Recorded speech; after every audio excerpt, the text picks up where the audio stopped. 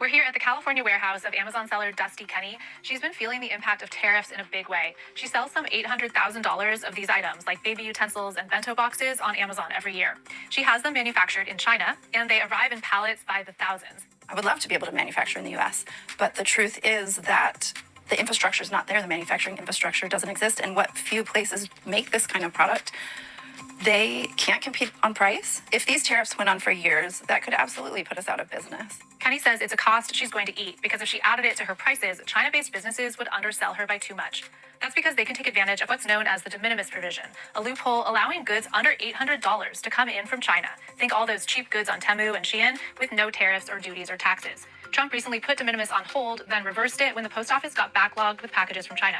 To hear more about how Amazon sellers are impacted by President Trump's new tariffs, check out the full story at the link in bio. I've said this in other videos, I'm going to probably be doing this for a little bit until, I don't know, the tariff stuff is different.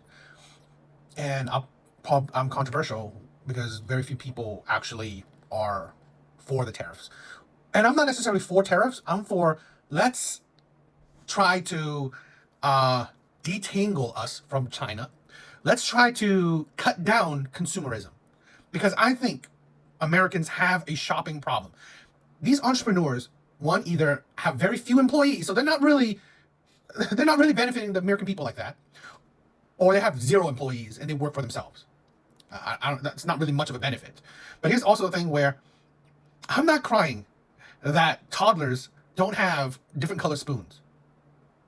I'm not crying that mothers can't buy bento boxes for their little kids. It's like, guess where these things end up? In landfills.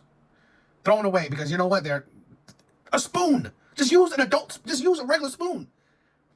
This is the thing. We have such an abundance of crap. We already have so many spoons. Now we need these colorful spoons. It's like,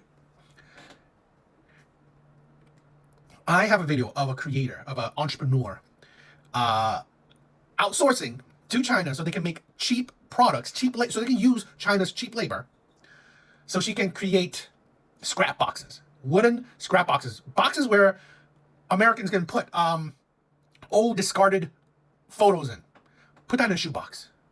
It's like we need to outsource to China so they can make wooden boxes so they can sell it in the US. We have enough boxes. There's another one a guy who said, he uses China to make his rims for cars. Existing rims on cars are good enough. There's very few products